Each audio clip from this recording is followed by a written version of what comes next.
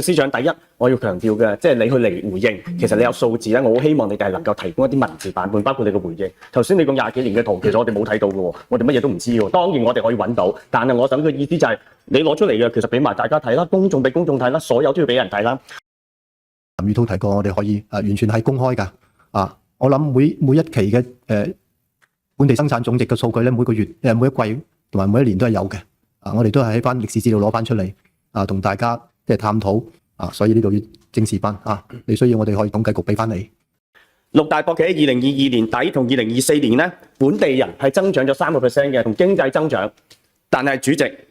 外僱增長咗73%。外僱六大博企係32000幾人。司長，呢32000幾人，頭先司長講啦，85% 係而家政府嘅承諾，我知啊，因為上次傾過啦嘛。但係我想話聽，10年前已經85%啦，司長。呢個85%我又話埋俾你聽，司長，你哋有冇計嗰啲高管以技術身份已經移埋嚟澳門㗎啦？有幾多啊？你夠膽可以俾埋個數字我？呢啲已經冇計啦，去到而家90%都係跌價，你疫情嗰陣時期間都係跌價，跌少少啦。有冇向上流動嘅要求啊？跟住仲有司長。喂，我哋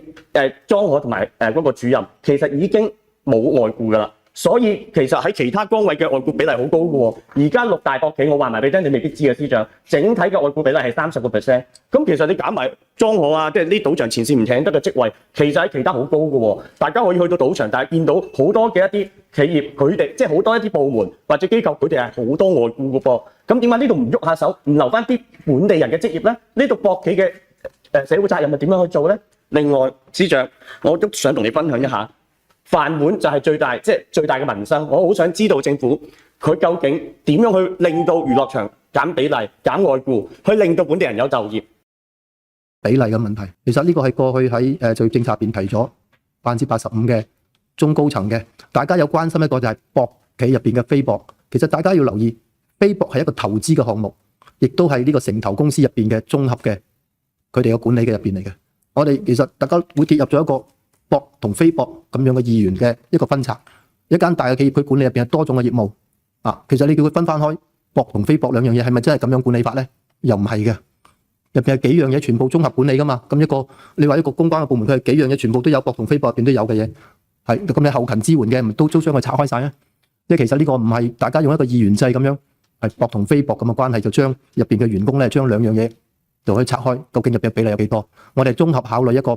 呢個係城投企業同埋一個綜合休閒娛樂嘅企業咧，佢入邊嘅員工嘅比例咧，佢係達到而家目前嚟講係90%中高層嘅員工咁所以呢個係我哋一路堅持落嚟咧，85係要求，而且係佢已經係以上噶啦。咁當然我哋希望佢哋做得更好，但係有好多嘢係由市場供需求包括佢自己嘅管理上高嘅水平嘅提升，而可以令到佢更上。大家睇到我哋可以繼續向極限上高去拉高嘅咁但係你就變後限制咗一個企業佢個活力。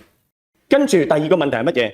其實就係衛星場。司長你成日都話有預案，但係同保障本地人就業一樣，我見唔到一個實際嘅內容，似乎變得蒼白無力。我好想話俾司長聽，根據第16/2022號法律娛樂場幸運博彩經營業務制度第25條第2款講到，承批公司如果要聘用管理公司，即係我哋而家講衛星場3個度之後，佢哋係要行政長官取得許可，並須與管理公司訂立嘅管理合同擬本係送俾行政長官嘅。我而家問一個具體嘅問題，幾時最遲交先，司長？喂，其實而家時間真係唔多㗎咯喎。另外，我想話入邊而頭先同事講咗幾多人嗰啲，我唔再重複啦。但我想話，司長，我哋今年頭4個月嘅賭收月執行率係95.6%，即係跌咗4點幾個 percent。而呢11間賭場嘅一個賭台係450幾張，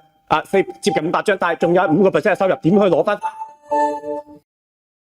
其實我哋都係就假設嘅情況咧做預案，